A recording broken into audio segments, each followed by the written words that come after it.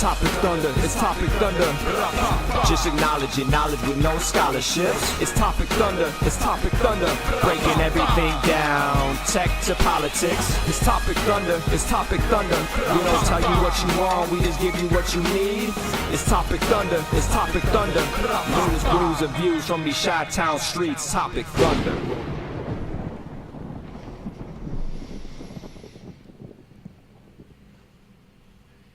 Oh, yep, you're watching Topic Thunder, and this is the podcast that generates itself as the Internet Saloon, and my name is Broox and Ben, and we're going to be slinging information at you. Yeah, we're going to be pouring conversation your way, and that's the point of the show. Welcome in, ladies and gentlemen, to the show. It's Topic Thunder. You are joining us in the world's most dangerous chat zone. We call that the Thunderdome, and our luminaries and VIPs in already. And I guess without just really quick, I guess some housekeeping in the parlance of our industry.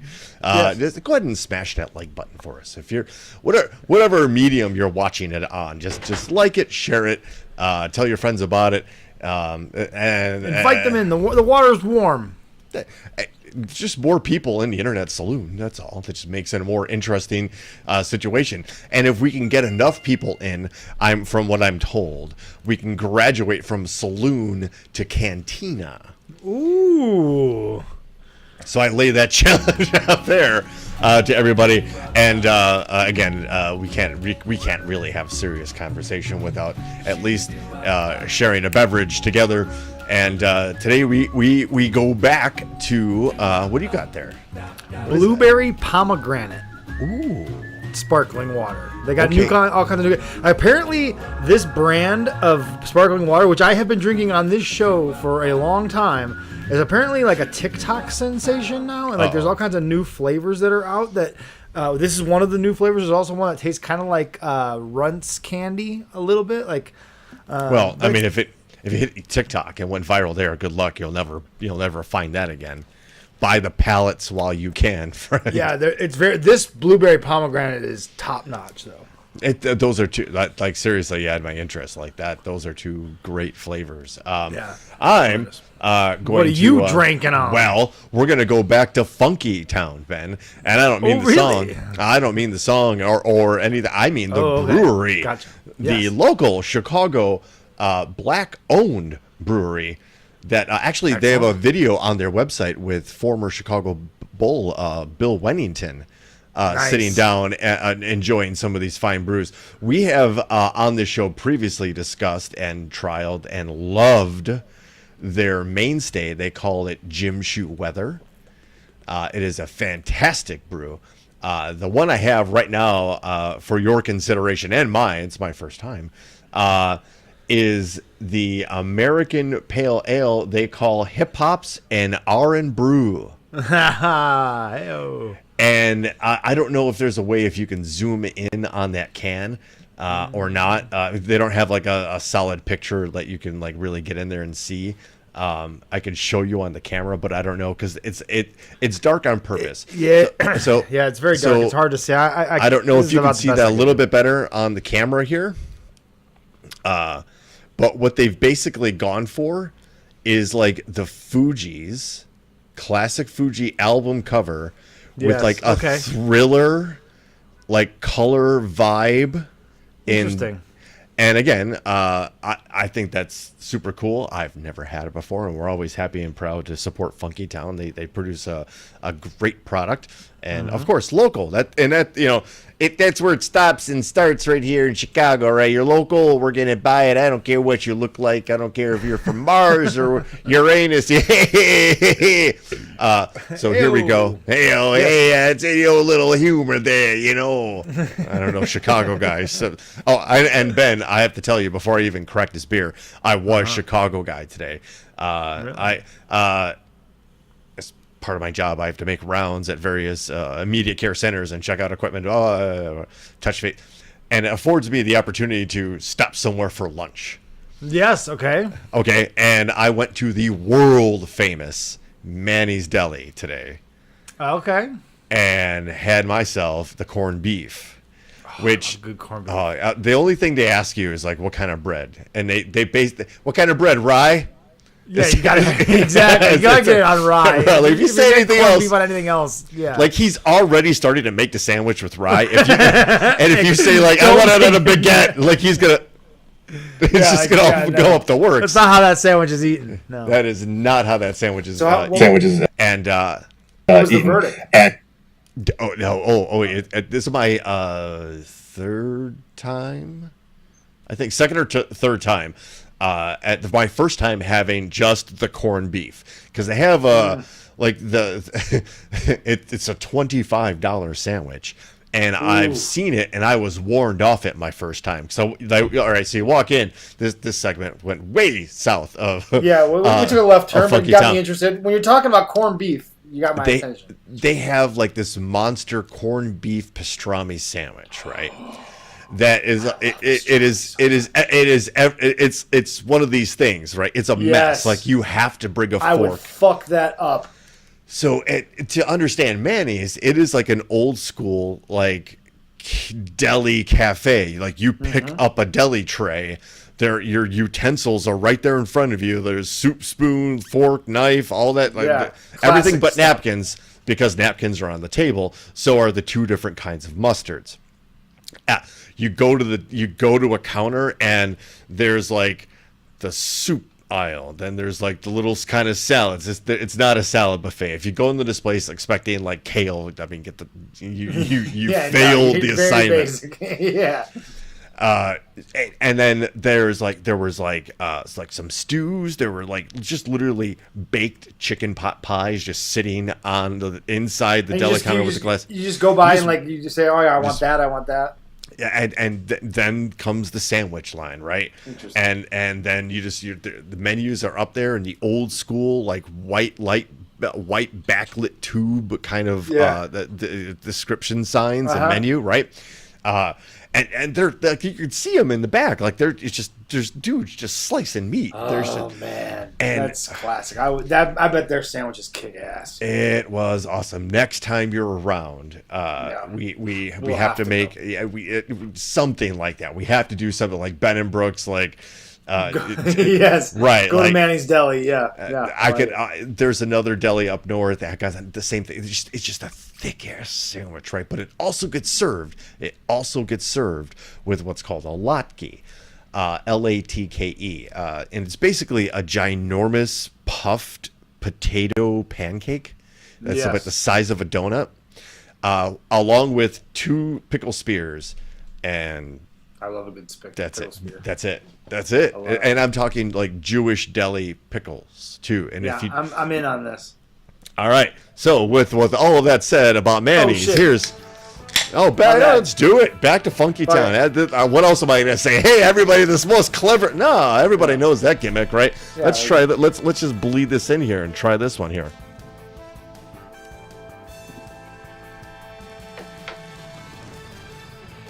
Ooh. We're looking for Brooks bolts, you know that. We're looking for Brooks bolts, and for an American Pale Ale, that is not as like hoppy or has the as GG likes to put it. Let me try this again here.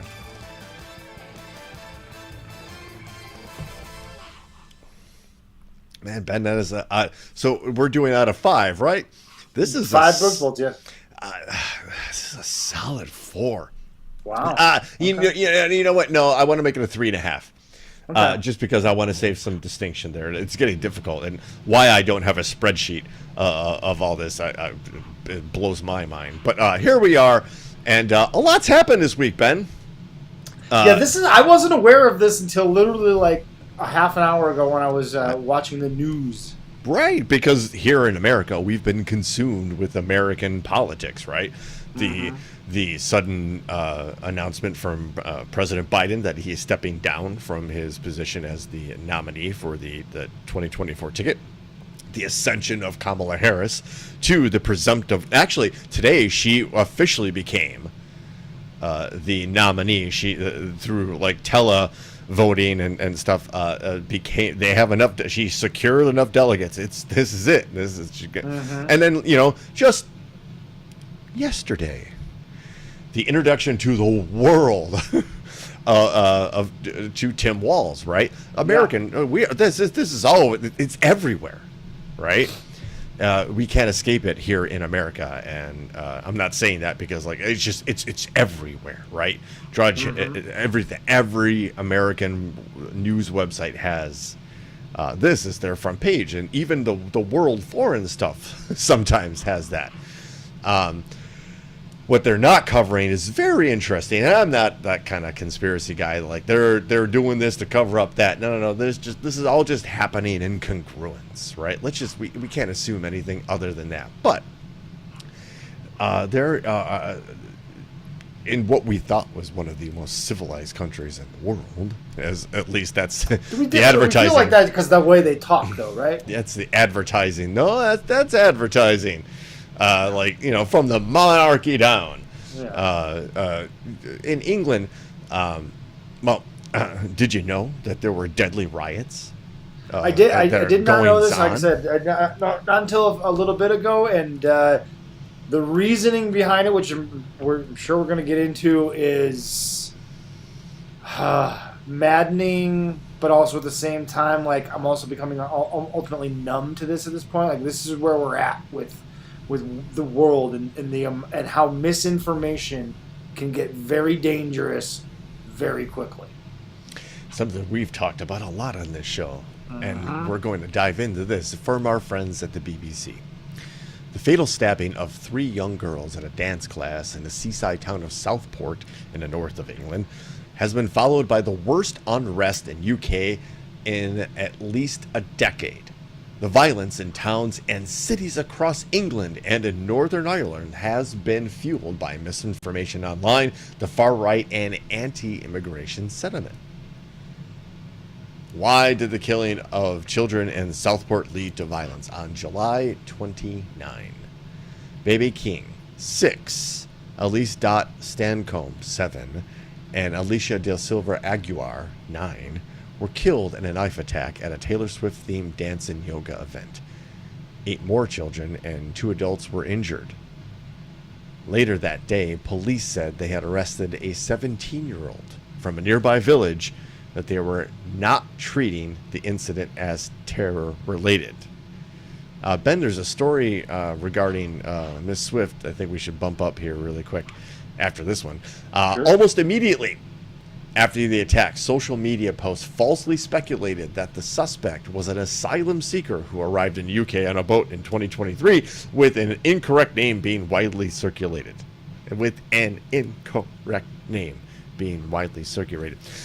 There were also unfounded rumors that he was Muslim. That is important. That is extremely important. Let's talk about everything about this. Almost immediately after the attack. Almost like somebody was waiting for this attack? Just I'm not saying it was orchestrated, but all I'm saying that there are entities out there waiting for these types of opportunities. Yes, for opportunities to arise, to spread exactly this type of stuff. Have we not been talking about this? Do we not know who these players are? In fact, as the BBC and other media outlets reported, the suspect was born in Wales to Rwandan parents. Police urged the public to not spread unconfirmed speculation and false information.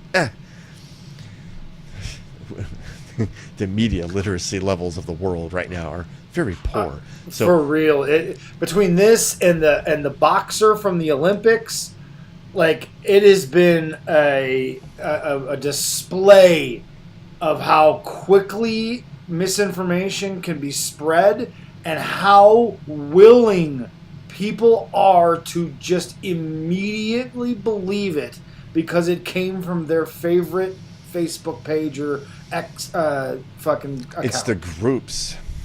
It's the Facebook groups that are the real problem. Because those are the ones that can be created by anybody with an account.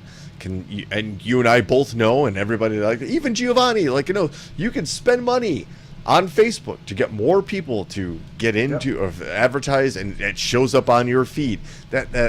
And when the level of, like, I think they call it fifth generation warfare, where like the internet is now like considered a battlefield for this. Sure. And it's just a matter of money. And at this point, it's not even like actual dollars or diamonds. It's Bitcoin and Ethereum. Like all that crypto that could be artificially inflated and kind of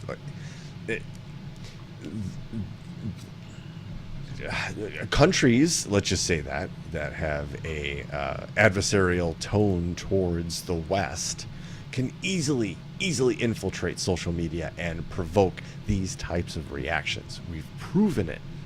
Every government in the world has actually proven, like, and said all of these things. So to long-wind your point, Ben, social media is not a great place to get your news, especially form your opinion, at least. But here it is. How did the violence spread? I love the BBC. There have been discussions of the rally on regional anti-immigration channels on the Telegram messaging app. Police said the violence was believed to have involved supporters of the now disbanded far-right group, the English Defence League.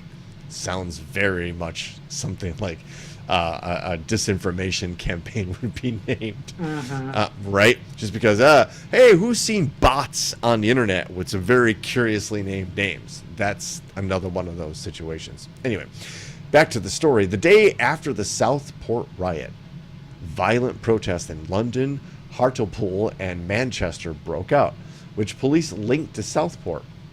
More took place throughout the week, with many targeting mosques, hotels, housing asylum seekers.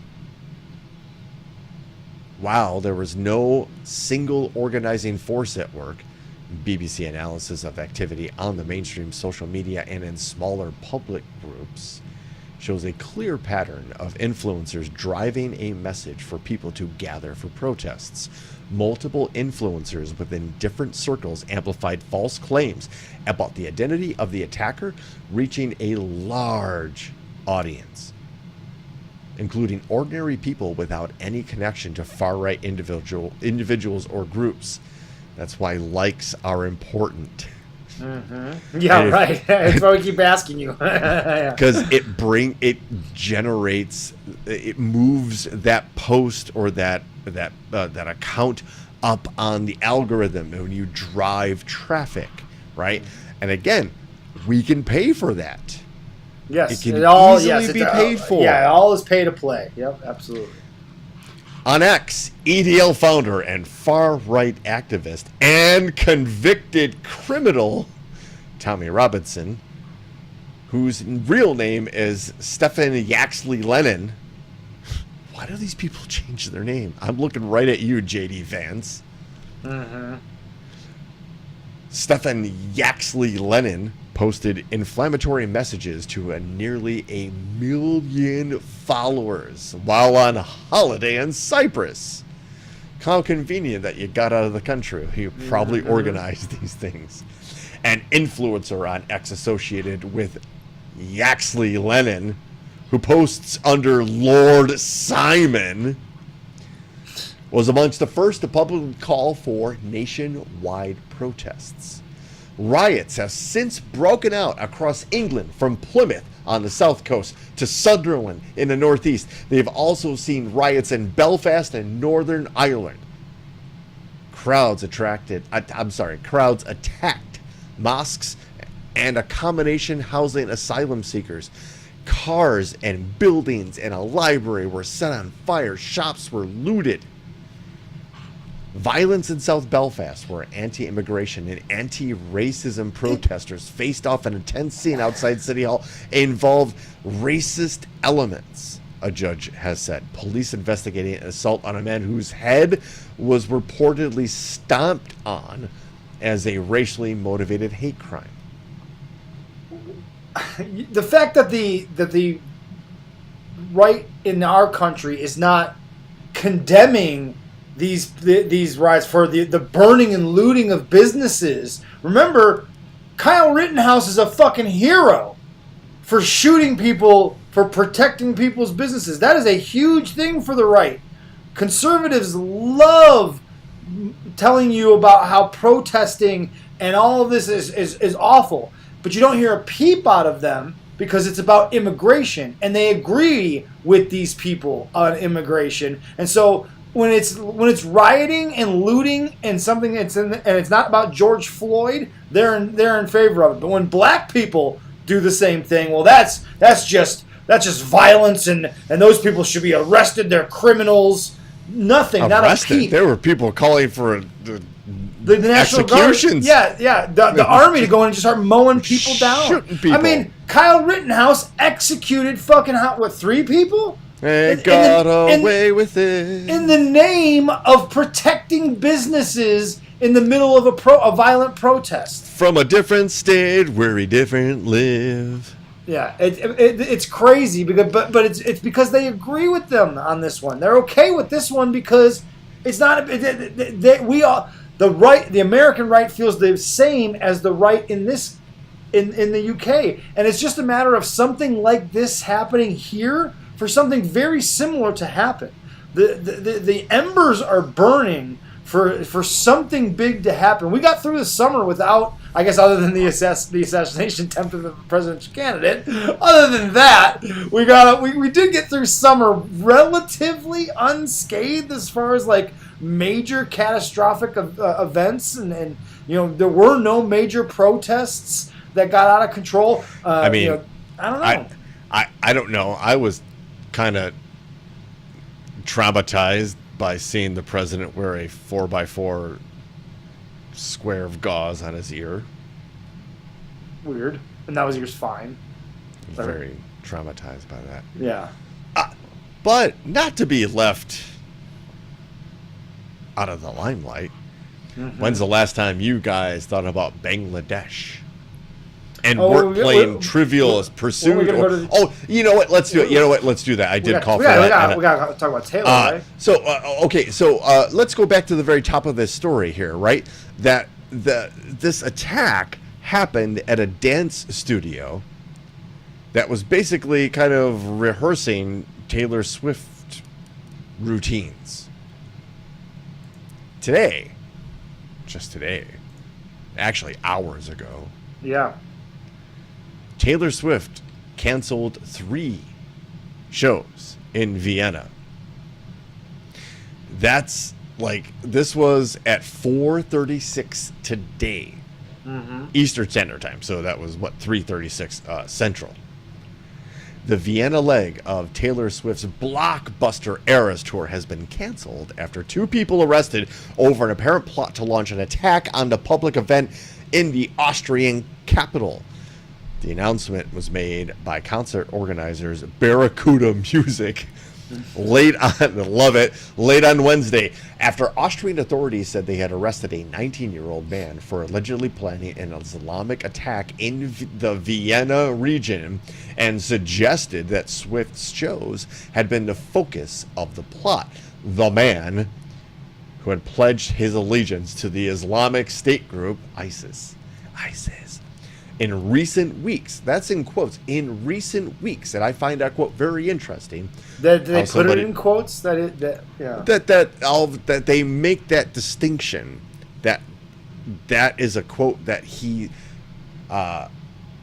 radicalized in recent weeks, is basically what they're telling you there, right? He pledged allegiance to the Islamic State in recent weeks. Does it really? That's it? We've been doing this podcast for almost goddamn 5 years, and in weeks, he's got somebody who's willing to plot an attack. We haven't radicalized anyone in 5 years. Nobody. What the fuck are we doing? Fucking failure, dude. We're amateurs over here. Apparently, we say it's the world's most dangerous chat room, but is it really? Because we're not radicalizing. We're not doing anything crazy. We're not. Okay, all jokes aside, I guess. A man who pledged his allegiance to ISIS in recent weeks was detained in Lower Austria, about an hour from the capital, early on Wednesday. Austria's top security chief, Franz Ruf, told a press conference. That's his name, Franz Ruf. I know. We have this is a quote. We have established corresponding preparatory acts, and also that there is a focus on the 19-year-old perpetrator on the Taylor Swift concerts in Vienna, Roof said. The man, an Austrian citizen, is believed to have become radicalized on the internet. Well, where else can it be? Yeah, you really don't get radicalized anywhere else these days. I mean, have you tried dating? Yeah. Roof said chemical substances have been seized at the suspect's home and were being evaluated. A second person believed to have been in contact with the suspect was also arrested in Vienna. Swift had been scheduled to play at Austria's capital Ernst Happel Stadium on Thursday, Friday, and Saturday. By the way, she just did 3 straight nights in Poland, too. It was pretty cool. Packed houses all 3 nights. In an Instagram post late Wednesday, Barracuda music. Barracuda. With confirmation from government officials of a planned terrorist attack at Ernst Happel Stadium, we have no choice but to cancel the 3 scheduled shows for everyone's safety. The venue had been sold out for the planned concerts, the APA reported, and an estimated 170,000 fans would have been expected. The organizer said that all concert goers would have their tickets refunded. I mean, I guess you can't risk it. So you can't risk that he was. It was a lone. It was him by himself. You can't risk that. And why? Barracuda music would be if they were to have still gone on and put these concerts on and an attack still happened. That doesn't go over well at all. They were really given no other choice. So they just made a smart decision based on I'm sure serious information. But these 2 things, while the stories themselves aren't linking together and referencing each other, I think we can all draw like some conclusions here that in these chat rooms, in these groups, in these Discord, in these Reddits, there are these conversations and there are these people that really fall into these things. It took this dude weeks to get radicalized. Yeah, weeks to get to plot to do something at a Taylor Swift concert, and to do something. Basically, what I'm sure people will come out and be like, that seems really out of character. But what happened? And I'd love to know the psychological makeup of somebody who can in just weeks can absolutely change who they are and literally start plotting something that could hurt and or kill people over what? Taylor Swift. Fam, you fucked up. Every motherfucker in those chat rooms, you guys just signed up for the cat-owning, childless woman revenge tour. You are going to feel the wrath of Mother. Yes. And the Swifties are coming for you. Just wait. But Ben, not only did that happen in that country and that side of the world, something else happened in the other side of the country, the other part of the world. Yeah, this is another story I know nothing about. In Bangladesh, there was a coup. Oh, good. And by all accounds, a rather righteous one. Okay. Where a dictator of 15 years who was never actually, from what I've read, properly elected, came into power, and stop me if you've heard this one before, started enriching all of the oligarchy-type business interest in individuals at the expense of the populace. Have we heard this one before? A couple of times, I think. From New Delhi, India, Bangladesh's Nobel laureate, Muhammad Yunus is set to return to Dhaka on Thursday to be sworn in as his country's interim leader, after former Prime Minister Sheikh Hasina resigned and fled to India Monday following widespread protests against her government. Rioters burned down police stations and attacked homes and temples of minority Hindus in protest. The whole edifice has collapsed, said Jyoti Raman, an Australian-based economist who writes on Bangladeshi politics and economy, referring to Hasina's government. The Bangladesh's military's swift appointment of Yunus was a demand of students who led the protests that triggered the former prime minister's resignation. Quote, any government other than the one we recommended would not be accepted. Reuters quoted one of the student leaders, Nahid Islam, as on a Facebook post. The students were, quote, very clear, end quote, said Thomas Keane of the International Crisis Group. Quote, they were not going to accept the army or an army-backed government, end quote. Those concerns are alive in Bangladesh, where the institution has led 29 interventions in a country that is 5 decades old.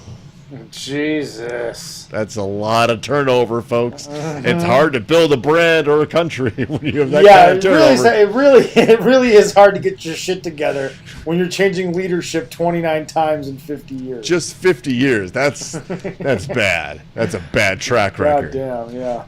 But the resignation has triggered a, quote, seismic shift in politics in Bangladesh. Hasina, the world's longest-serving female prime minister, had ruled Bangladesh for 4 back-to-back terms stretching 15 years. The last elections were in January, where she won after the opposition boycotted the polls. Huh. Now, you might wonder, well, why would they do that? That is the strongest form of protest you could possibly execute in the light of knowing that is a sham election. Mm-hmm. Right? It's like, we're not taking part of this. Let it be on the record. No, we're not going to win either way, right? We compete, we lose. We don't compete. Let us, like, put it on record that we're just going to say, like, this shit is fucking corrupt. Many Bangladeshis were proud of how Hasina transformed the country, building roads and railways and developing a large garment export industry. But her party could not resolve high youth unemployment. This is partly where her downfall began, where students protesting against quotas for government jobs allocated to descendants of veterans of a 1971 war. So basically, what that paragraph is saying is preferential government jobs. Yeah, like they were saying that, and Chris was saying in the in the most dangerous chat room, it's kind of a nepotism kind of deal. That is who here in the chat room knows somebody who's gotten a job through, it doesn't really deserve it, but had connections. They might have been your boss. They might have been your coworker. They might have been that's exactly that kind of thing. The students who protested over the job quotas were attacked by Hasina's party loyalists. Paramilitary forces and police joined the fray, triggering violent clashes that killed more than 300 people. Jesus. Yeah, I don't know if it was. I thought it was my audio. It's probably I think it was my internet, something I'm just gonna... I thought it was something I hit, but yeah, I think it is. I think you're on the wrong mic again. Really? Seriously? I've done nothing. Hold on. God damn it. There we go. How about now? There we go. Now we're back. See, something that I have ghosts. And I have everything. We're destined to have fucking audio problems, man. What are you gonna and the former prime minister, 76, was increasingly seen as corrupt, intolerant of criticism, and hostile to rivals. Sound familiar? that included Yunus, who was perhaps Bangladesh's most prominent citizen. Who is this Yunus guy? Well, he won the Nobel Peace Prize in 2006 for his pioneering work on micro-lending to the impoverished.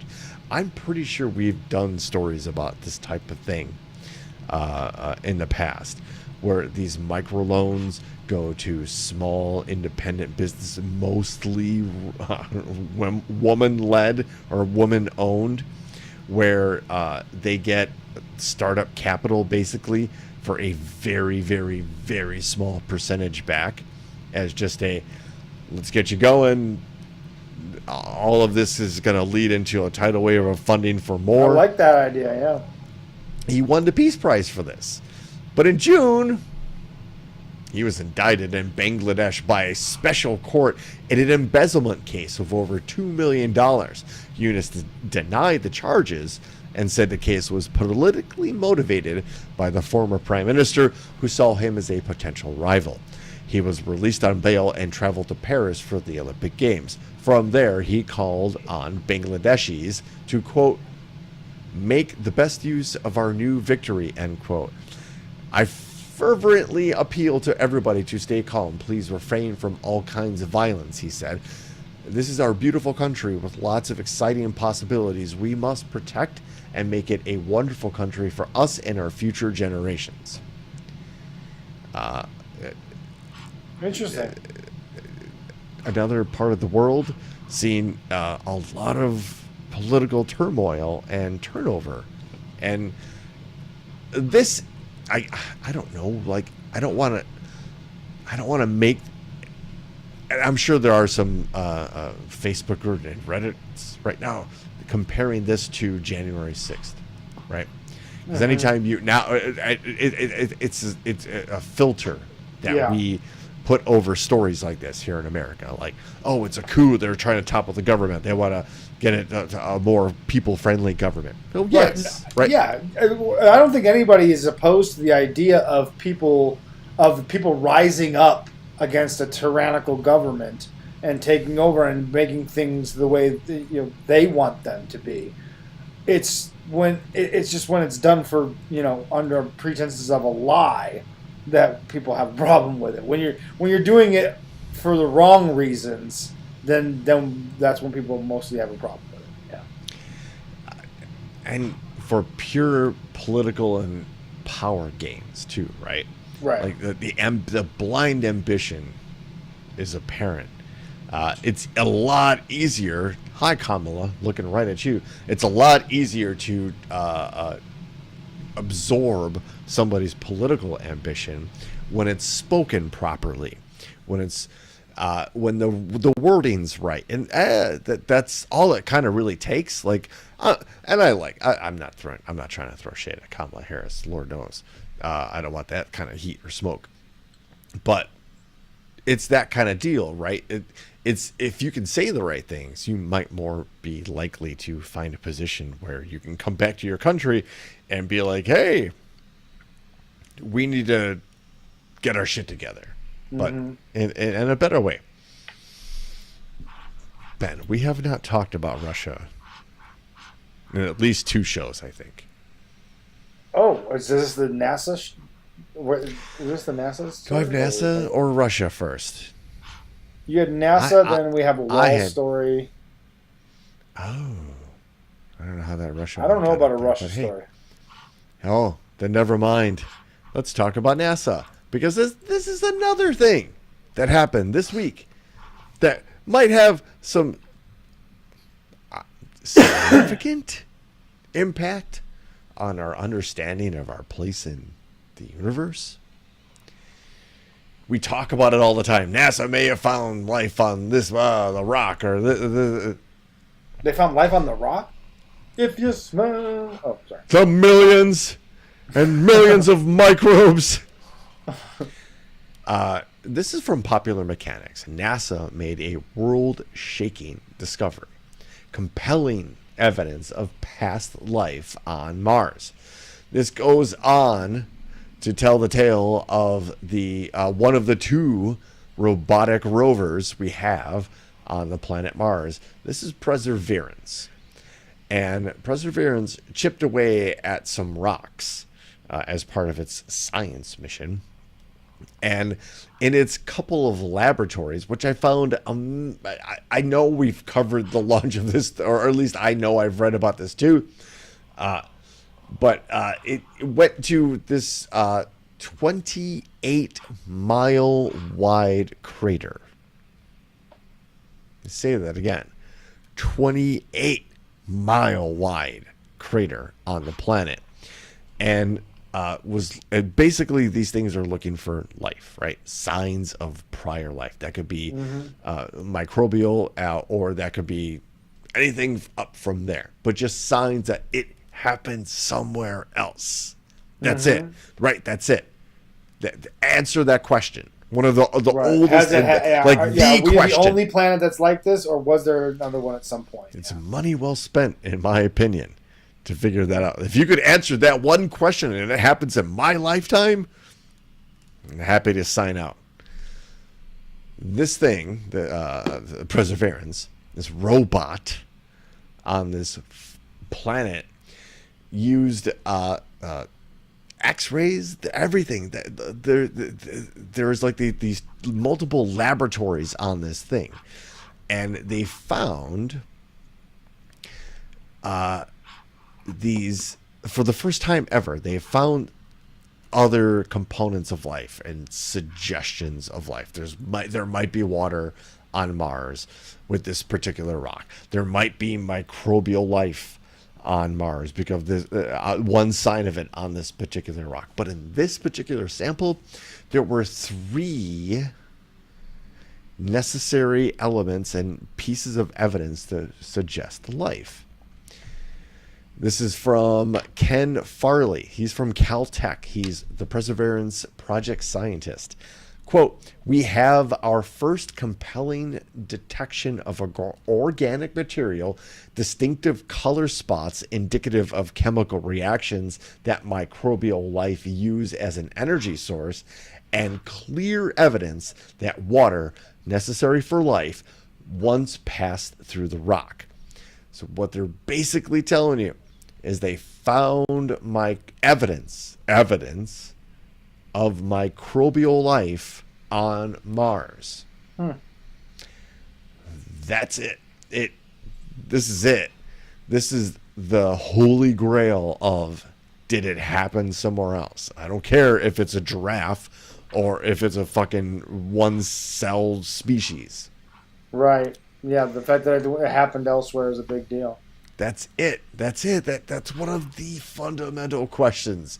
Not that we're necessarily not alone, but if it happened twice in this little backwater solar system of this galaxy, in which there are hundreds and hundreds of billions of galaxies, and it happened twice in our solar system, it's always been an ignorant point of view, in my opinion, to believe that we are the only planet anywhere ever that has supported life in the way that this planet has supported life. It's arrogant. It's arrogant and ignorant to believe that. It's just, space and time is just too vast, and it has undergone so many changes over literally billions of years. Like, it's just statistically arrogant. That is the best way, I think, to put it. Yeah. Like, if you saw the odds, if you calculated how many planets there are in the universe, and then the odds of it happening just once on our planet, you would never take those odds, right? Right. But the second it happened twice in the same solar system, you would immediately take those odds. That is not coincidence. That is not happenstance. That is not accident. Mm-hmm. That is just what happens when those particular ingredients get into the right oven, if that's an analogy. Good way to put it, yeah. right? You need a planet in a certain distance from its sun for energy, for heat. You need the right chemicals on that planet in whatever form they are to have protection from cosmic rays. You need an atmosphere. But outside of that, let her rip. Let her rip. Let her rip. And apparently life has. So yes, Ben, I know we're kind of focused. We've spent 45 minutes avoiding this story, and now we can get to it. Here we are. And yesterday, Kamala Harris announced her presidential running mate, Tim Walz, who it's funny you say that, Ryan Harris, because we were watching Alien Covenant last night. Just good fun. But Tim Walz is the Democratic vice presidential candidate. This is an awful picture of him, by the way. Why did they do that to him? It's very interesting, the different media outlets and how they use pictures of people to kind of set the tone, right? Kind of in a weird way, yes. With a story that covers his long history with China. Because this is something I did not know about him. So you're going to smarten me up here with this one. So Tim Walz has a long history of not only public service, military service, but also of trips to China. And we'll start this story off from Reuters. Kamala Harris's running mate, Minnesota Governor Tim Walz, is drawing attention from U.S. Republicans and within China. There you go, yeah.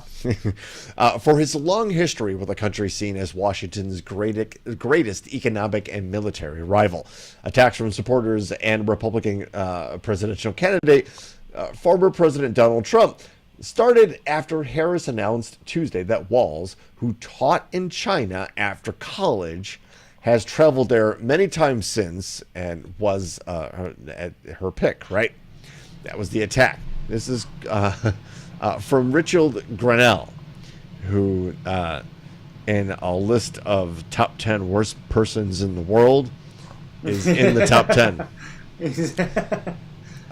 Communist China is very happy with Governor Tim Walz as Kamala's VP pick. He's the former ambassador and was the acting national intelligence director in the Trump administration. Take that for what it's worth. Just a terrible human being if you read any of the stories from German diplomats about how he acted as ambassador. It's truly horrifying because he represented the United States of America, you and me. So the Harris-Walz campaign dismissed the criticism, noting Walz's record of criticizing Beijing's human rights record. They said Republicans are basically twisting the facts. And surprise. I want to scroll down a little bit because Walz went to China to teach English and U.S. history in 1989, again, when he just graduated, which a lot of people do. A lot of people go and teach English as a second language in a foreign country once they graduate college because it pays well, believe it. It does. So, okay, he went to China. But he went to China in 1989, the year of the bloody crackdown and pro-democracy protesters within Tiananmen Square. If you're old enough and listen to the podcast, you know what happened in Tiananmen Square. We all know that famous photo of the tank and the gentleman it ran over. But he was a new college grad in a foreign country just trying to teach English, right? Yeah. And that happened. But since, he's been back more than 30 times. He speaks some Chinese. He got married on June 4, saying it was a date he would not forget because it is the date of the Tiananmen Square massacre. He also honeymooned in China. Unlike in 1980s and 1990s when Walz began his travels, the desire for a hard line on China is one of the few truly bipartisan sentiments in U.S. politics at a time of deep divides between Democrats and Republicans. While Walz has said the U.S.-China relationship doesn't need to be adversarial, He has worked on bills criticizing Beijing's human rights record within his 12 years in the House of Representatives and was a member of the Congressional Executive Commission on China, which focuses on human rights. So what's your criticism? Dude, Also, here's... they also... There's one more. Yeah. There's one more thing they say here in this article, and I think that's the big boom. Is that U.S. vice presidents do not typically have a lot of say over foreign policy. No, damn but it, no. They can influence a president's thinking about world affairs. He actually, so the story also notes that Walz created a I don't want to say travel agency, but he provided a service that students can go to China for a week or two during their summer break and experience China, which there's nothing wrong with that. Why would you not want to expose your students to a foreign country to better understand them? Even if they are your enemy, know your enemy, right? Dude, I'm glad that I didn't know anything about this, because learning about this, I was worried for a second, like, oh no, maybe there is something about this Walz guy that seems a little bit weird. No, there's nothing about this Walz guy that seems weird, and Republicans and conservatives are continue to flail and grasp at straws when it comes. This Walz guy came out of left field with me. When we first discussed, when Biden dropped out, we had that list. We had the Axios list of potential VP candidates, right? And Tim Walz was not on that list, if I remember correctly. I don't remember him being on that list. Not the initial list, but he came out of the back of the pack, and then in the last couple of days, it looked like he edged out Mark Kelly as the opposite pick of Josh Shapiro. I was about to say Josh Shapiro was out there too, and Josh Shapiro's always been at the top of the list. It was like, who was going to be the other pick? Because there is some things that are not exactly likable about Josh Shapiro and his stances on certain things, and there are bases within the Democratic Party and that Kamala Harris needs to come out and vote, that putting a hard stance pro-Israel person as her vice president, and let's say for what he is also Jewish,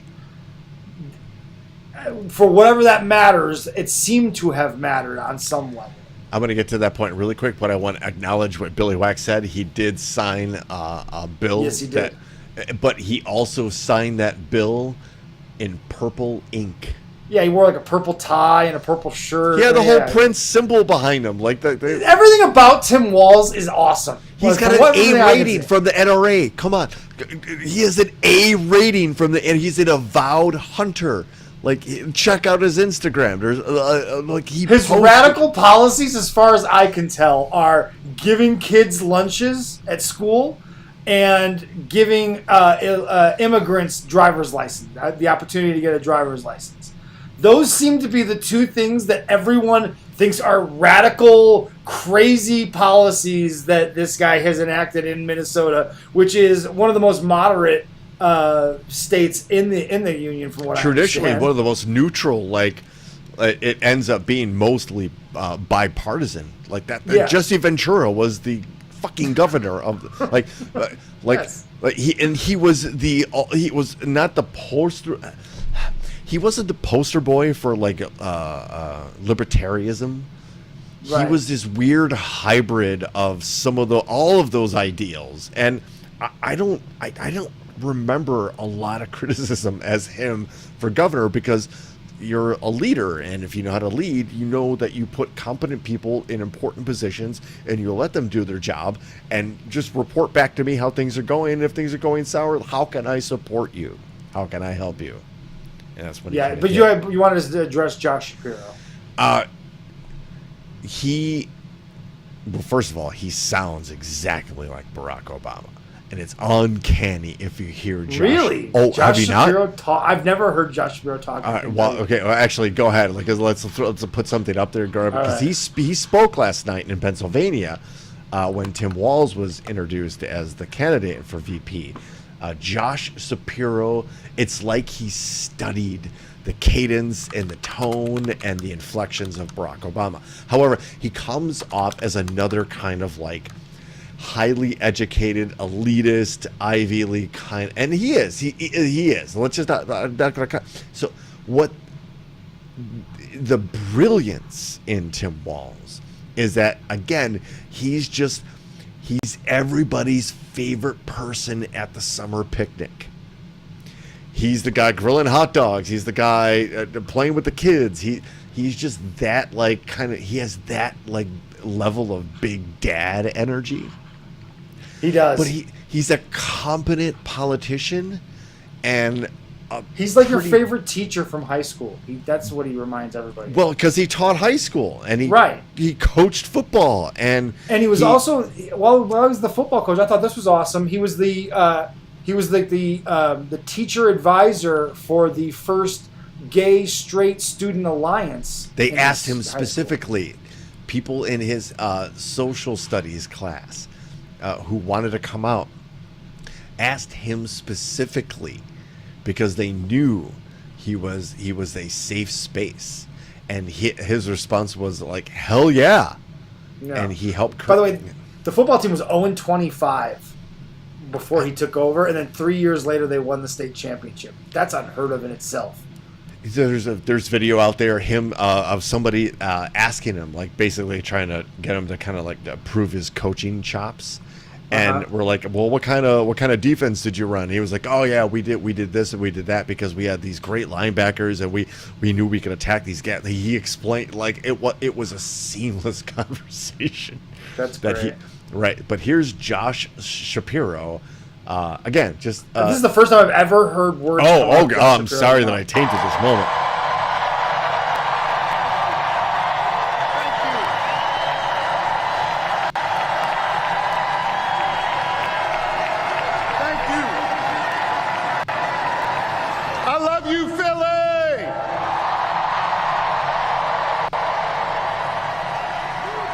And you know what else I love? I love being your governor. Thank you very much.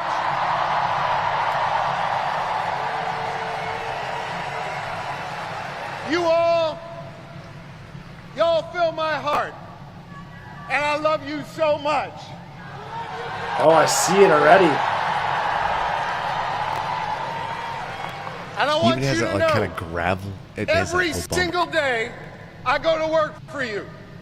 I put my shoulder to the wheel, and I focus on 3 simple letters in our alphabet. GSD. I focus on getting shit done for all of you. That's a pretty dope. Yeah.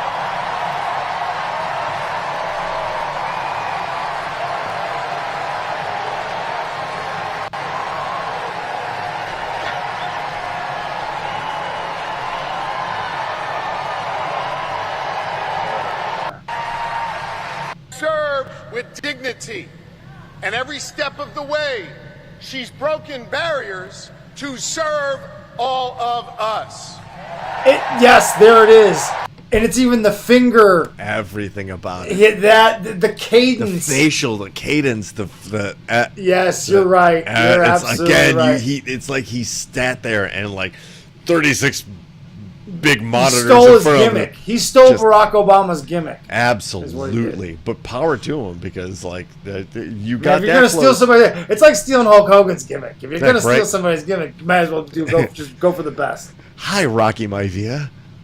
Hey, and by the way, so we were talking about the presidential rallies and stuff like that, and we have a situation where both Kamala Harris and Tim Walz were in Eau Claire, Wisconsin, with J.D. Vance. Yeah, J.D. Vance been following them around, like purposely. Like he's been holding rallies in the same state, basically the same town as Harris and Walz the last few days. It's crazy. So why don't we? What kind of strategy that is? Why don't we check in with people on the ground, Ben, and see how that's going for both parties? All right. Here, this first part of the clip is Kamala Harris and Tim Walz 47,000 people who showed up in Eau Claire. Here in Shelby Township, and you had Here is JD Vance's. plow into them and kill this innocent mother and daughter. Wow. Just, Dude. just one more time. Just one more time. Just let everything soak in.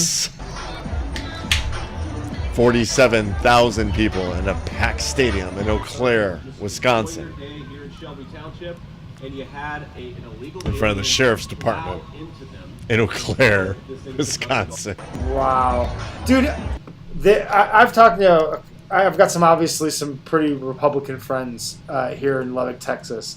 And even they already see the writing on the wall. Like, they understand that they have lost the election. The election is lost. I'm glad you said that, because if your people are talking about it, here, this next clip, Ben, is Neil fucking Cavuto.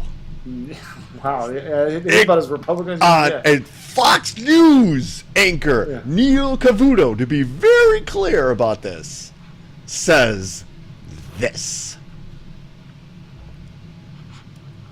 You know, Mike, I know you do not politicize these things, but the Donald Trumping of the market amazes me. When they're up, it's all because of him and looking forward to him.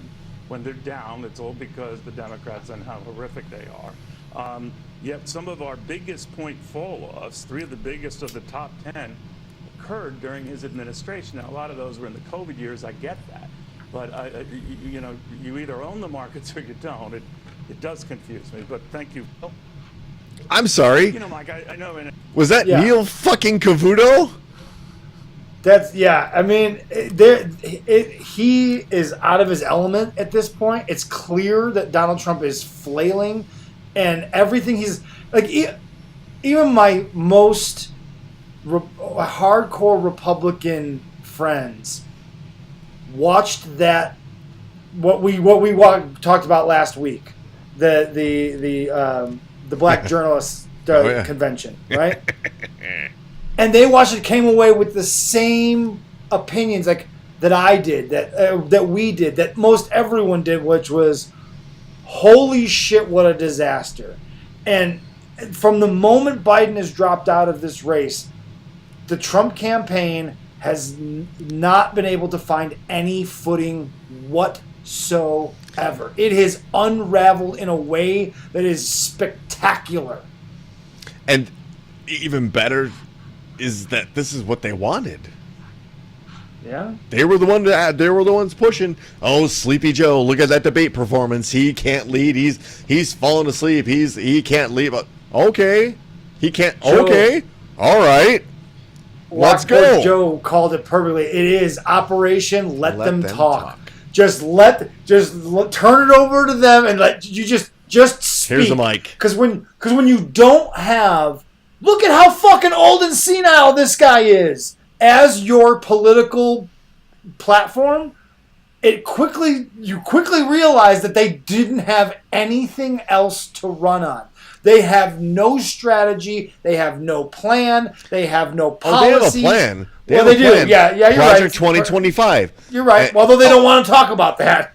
They'll pull his ass right off stage before he talks about that shit. That's exactly what happened. But as far as a plan on how to win this election, they have no plan. They have no idea. They have no footing. They have been reeling for almost 3 weeks now, and it has been a spectacular disaster that even Republicans recognize that it's over already. My Republican friends are feeling like, yeah, okay, now we just got to deal with what Kamala Harris and Walz come up with.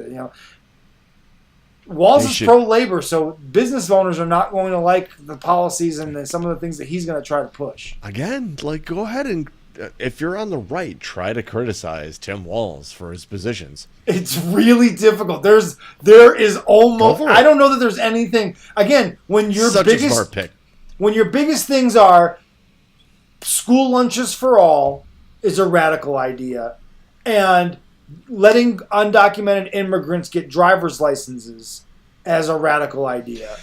There'll be one more criticism you'll hear, and it will be the George Floyd riots. And there's a couple excellent articles that I. So wait, your biggest criticism is that he didn't come down hard with an iron fist on political protesters?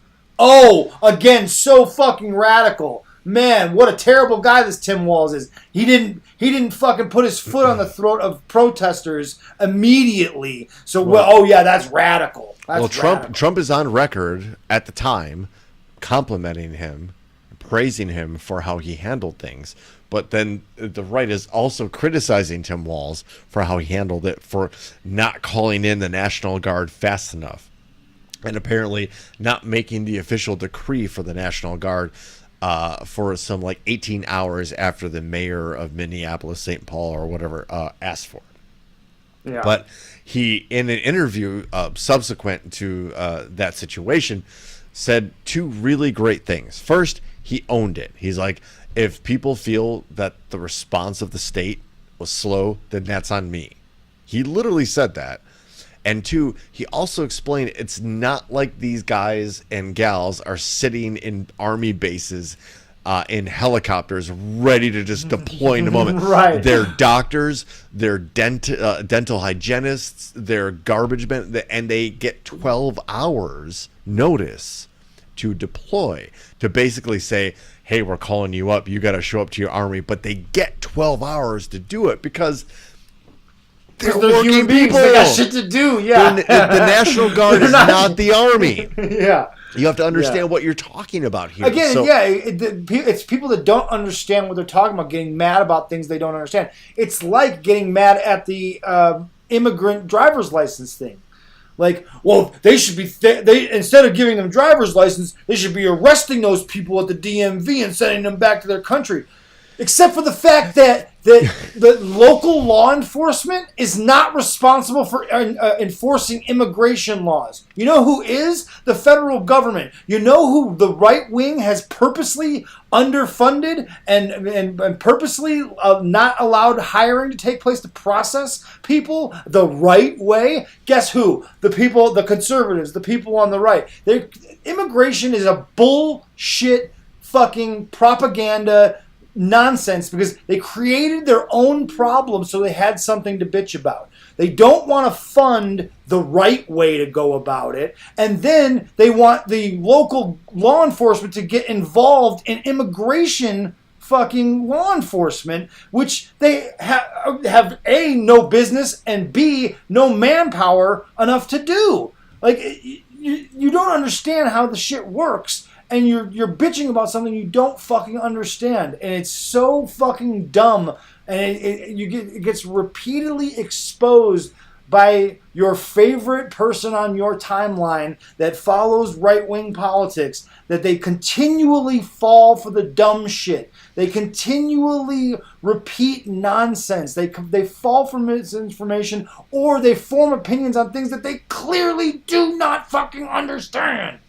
And one of my biggest pet peeves are the people who just started paying attention to politics and think they have a solid grasp on how this works based on the example that Donald J. Trump has shown them, how they think politics work.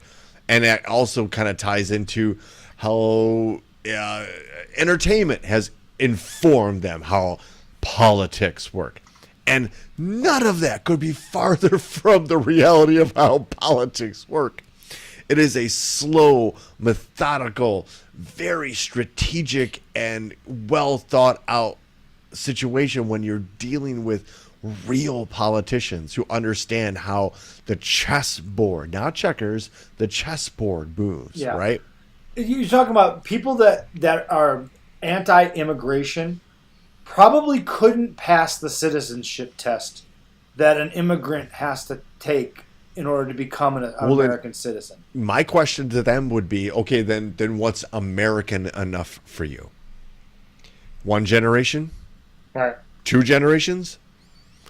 3 generations? Because, by the way, that's what Nazi Germany wanted for people to be eligible to vote, is that you had to provide evidence of 3 generations of German heritage before you could vote.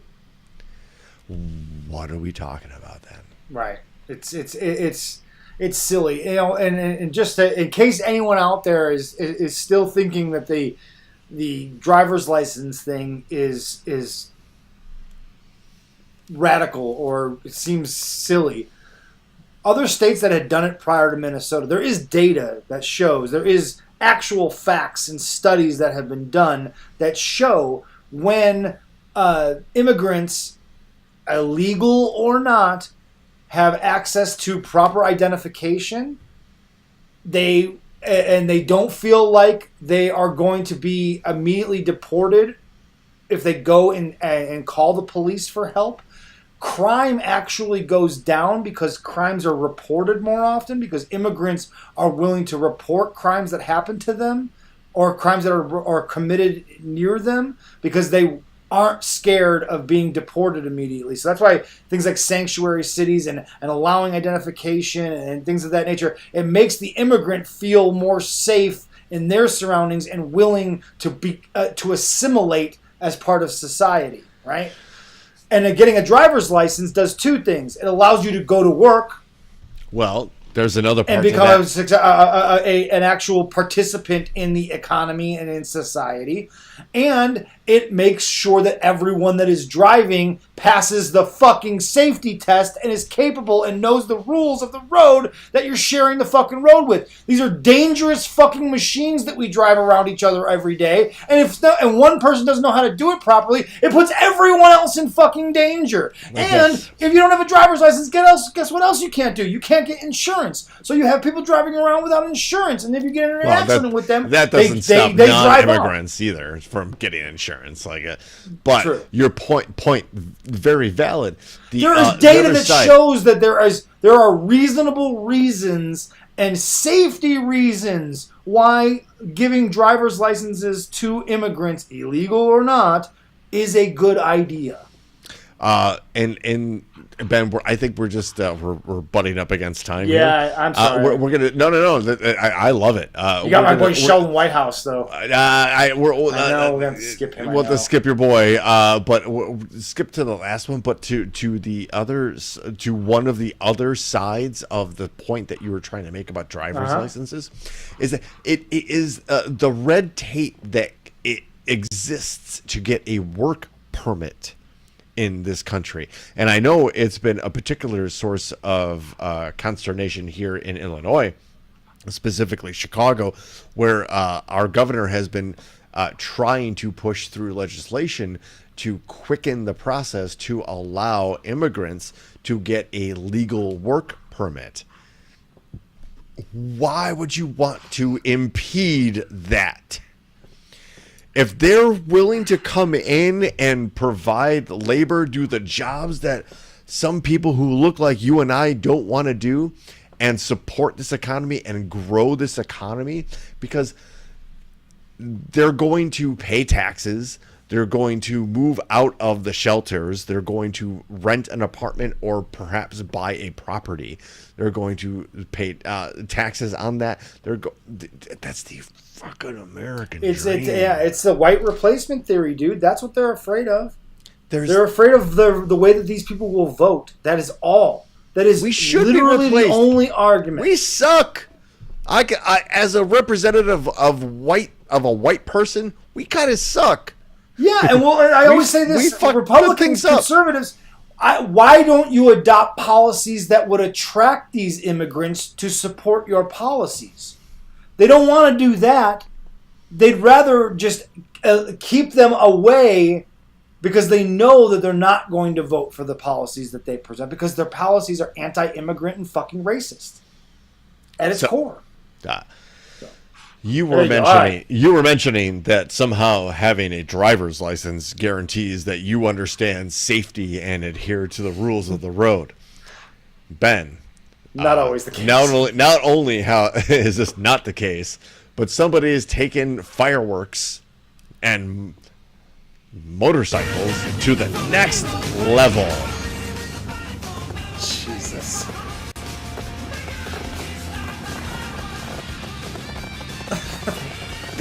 That's excessive. I don't know what I would think if I was like on the road while this is happening. Yeah. I'm almost certain that this caused an accident. This is something that could only you would think would only happen in America, but it would also happen in like United Arab Emirates. I'm pretty sure that's Chicago, just based on. Of course it is. The Now that should be an Olympic event. that is Chicago. It was Chicago. Yes. That's great. Leave it to Chicago. Hey, look, that's how we do. That's how we do things here in Chicago. You know, you got a motorcycle. We put some heavy duty, fireworks on it. It's like a rotor kind of gun of Jesse Ventura and Predator. I'm losing it, only because somebody brought me a second beer. I'm totally blaming Gigi for this. Yeah. Hey, folks, welcome to the world's most dangerous chat zone. It's called the Thunderdome. In the Thunderdome, we kind of seal it off. We put one entrance there, and in that entrance, 3 stories enter. We call this the lightning round. Crack-a-pow! And in the lightning round, we are going to let you vote on what story gets read and talked about. It's an exercise in democracy where you, the people, get a chance to vote. The bots are on heavy on the. Twitch we today. Are. That's like. Is that the third or is that the second? That's at least the second one I've noticed. Oh, did we mention Putin? Did we say Kim Jong-un? We said Russia. We did say Russia. South Korea, North Korea, Afghanistan, Chechnya, Georgia, Syria. Anyway, bats. Hey, folks, without any more dilly or dally. I'm not going to click that now. Headline number 1. There's a theme. Okay. Shirtless man arrested nearly 1 year after a deadly fight outside Nashville store. Wow, it's really off the rails. Hello, folks. Yep. Yeah. Gigi is cackling in the other room. She really is. Headline number 2. Texas-bound flight diverted after wild shirtless man tries to open cabin door. And headline number 3. Shirtless man arrested for allegedly trying to snatch baby while on a bus. Shirtless man making 3 different appearances. Which shirtless man do you want to hear about this week in the lightning round? Maybe we have 3 distinct options. I'm going to try this again. Votes are coming in, even though you butchered those headlines the first time. Holy shit, did I ever. But they're rolling in now. It looks like Gigi's going with number 1, Joe's going number 1, Biz going number 1, Billy Whack going with number 2. We're going to go through these one more time, and you're going to like it. Let's go. Let's stumble through these one more time. Let's do it. Headline number 1. Shirtless man arrested nearly 1 year after deadly fight outside of Nashville store. Headline number 2. Texas-bound flight diverted after wild shirtless man tries to open cabin door. And headline number 3. Shirtless man arrested after allegedly trying to snatch a baby from a bus.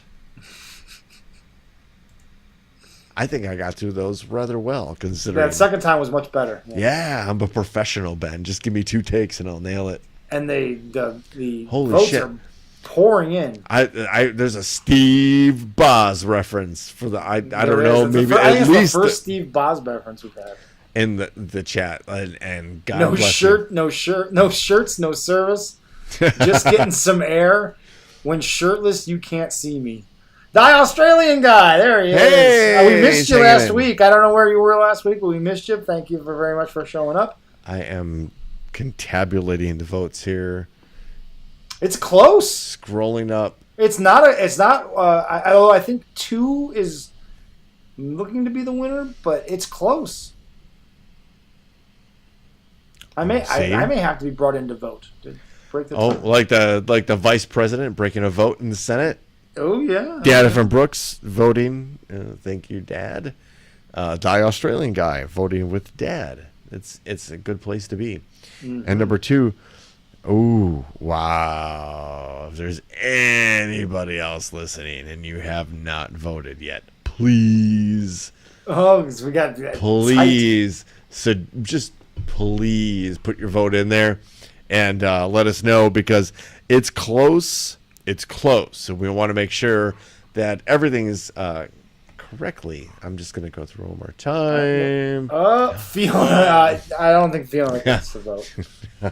All right. Do I have to break the vote?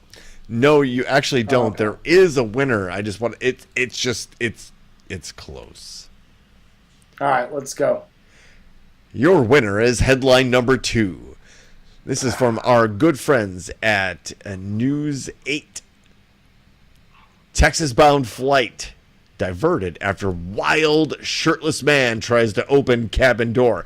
Eric Nicholas Gapko, 26, is accused of assaulting a flight attendant and damaging an aircraft. A 26-year-old man has been charged with interference with a flight. Oh, hold on.